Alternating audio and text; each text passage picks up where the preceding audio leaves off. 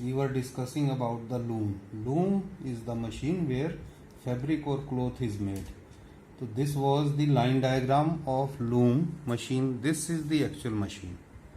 तो यहाँ आप देखोगे ये शीट है वार्प की और यहाँ आकर ये कपड़ा बन गया है. This is fabric. ये इसके ऊपर लिपट गया है. ये जो चीज़ है ये फैब्रिक लिपटना, ये क्लॉथ रोलर है. ये शीट है. यहाँ पर जो अलग अलग होते हैं, देखो ये शीट के लिए warp sheet. So from one side is coming warp sheet. इस तरफ से वार्प शीट आ रही है.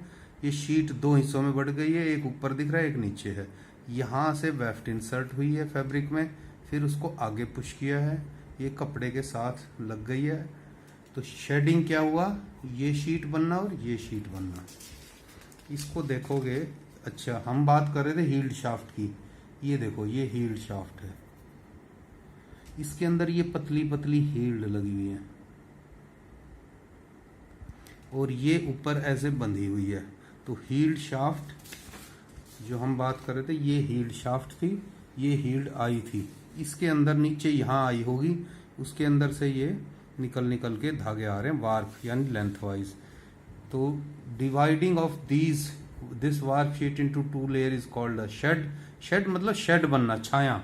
शेड लगाते हैं ऊपर छप्पर, तो नीचे जमीन होती है, ऊपर छप्पर लगाते हैं. तो दो हिस्से बन गए, एक ऊपर और एक नीचे. Then it is called as a shed. अब देखेंगे ये रहा.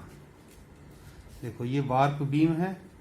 ये आ गया आपका यूं करके सारे आपकी शीट वार्प. एक ऊपर जा रही है, ये इसमें से पास होकर इधर आ रही है. दूसरी आगे वाले में इसमें से जा रही है, ये आ रही है.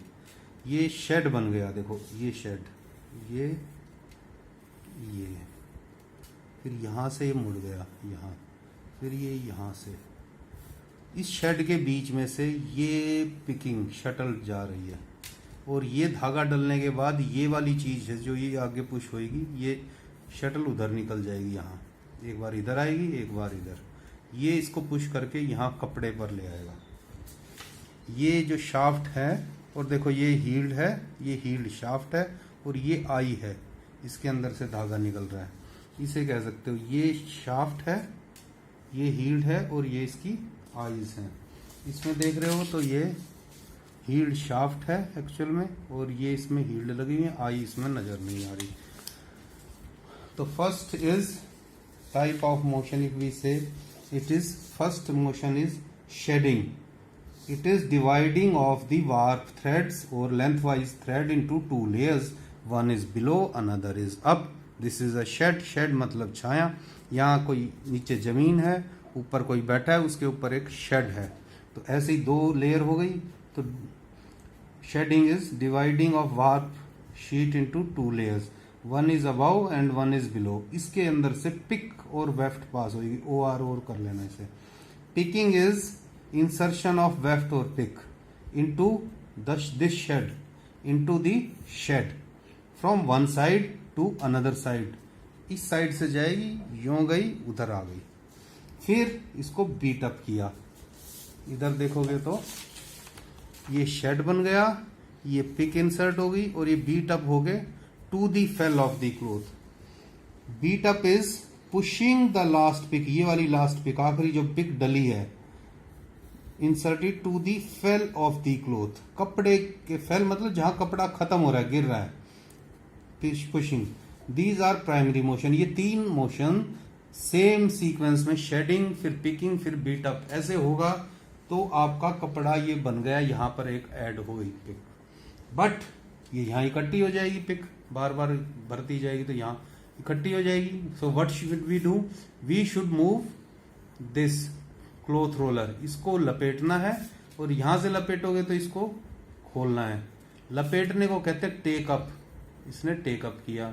और ये लेट ऑफ. लेट ऑफ मतलब छोड़ दिया. ये दो सेकेंडरी मोशन हो गए. इन मोशन से कपड़ा फिर कंटिन्यूसली बनने लग जाएगा. तो primary motion, secondary motion, auxiliary motion. Auxiliary motion means machine को, लूम को, which ever gives more automation or whichever give more speed और which ever give better quality. जो भी बच गए इन 5 के अलावा वो सारे ऑक्सिलरी मोशन है। जैसे कि नंबर ऑफ वेफ्ट, ये आपको वीविंग टेक्नोलॉजी में पढ़ाएंगे। ज़्यादा नंबर ऑफ वेफ्ट डालनी अलग अलग कलर की तो ड्रॉप बॉक्स मोशन, टेरी पाइल मोशन, पाइल मतलब लूप, जो टॉवल के अंदर लूप होते हैं वो डालने का मोशन ये अलग होता है। या वार्प, टूट गया धागा लंबाई वाला, इसको रोकने का मोशन, वेफ्ट टूट गई इसका motion. These all motions are auxiliary motion, primary, secondary, auxiliary और टर्शरी मोशन। अब जो ये ऊपर हील शाफ्ट उठ रही है, ये वाली हील शाफ्ट थी ना जो शेड बना रही थी ऊपर उठाने के, इसके 3 चीजें हैं, मेथड हैं। नंबर 1 तो है टैपेट। टैपेट मतलब ये जो दिख रही थी, एक बार ये उठा देगी, एक बार ये, 2-4 हील शाफ्ट को। अब बड़ा डिजाइन है मान लो, तो हम लगाएंगे इसके ऊपर डॉबी। और बहुत बड़ा डिजाइन है, देखो ये डिजाइन है जैसे बहुत बड़ा, इसके लिए बहुत सारे डिजाइन हैं, तो बहुत सारे तरह के वार्प होंगे और बहुत सारे अलग अलग इसकी वर्किंग, इसका काम अलग होगा, इस वाले वार्प का अलग, इस वाले वार्प का अलग, इस वाले का अलग, सबका अलग अलग होगा। तो ये इतनी सारी हील्ड शाफ्ट लगेंगी या फिर वो इंडिविजुअली एक एक करके टैकल होगा। देखो ये रहा, ये ऊपर लगा रखा, यहाँ ये टैपेट है ऊपर, और यहाँ ये जैकार्ड है, देखो ये रहा जैकार्ड, ये रहा जैकार्ड। ये देखो कितने सारे धागे आ रहे हैं, ये सारे एक एक हील्ड को पकड़ेंगे अलग अलग, एक इसको एक इसको एक इसको, क्योंकि डिजाइन हो गया बहुत बड़ा। तो ये 3 चीजें हो गई, क्या क्या, टैपेट, 2-4 सिंपल डिजाइन के लिए। थोड़ा सा कॉम्प्लिकेटेड छोटा सा डिजाइन है तो डॉबी लग जाएगी। ऐसे ही जो है हील्ड शाफ्ट, ये हील्ड शाफ्ट उसमें 24 तक आ जाएंगे, 40 तक।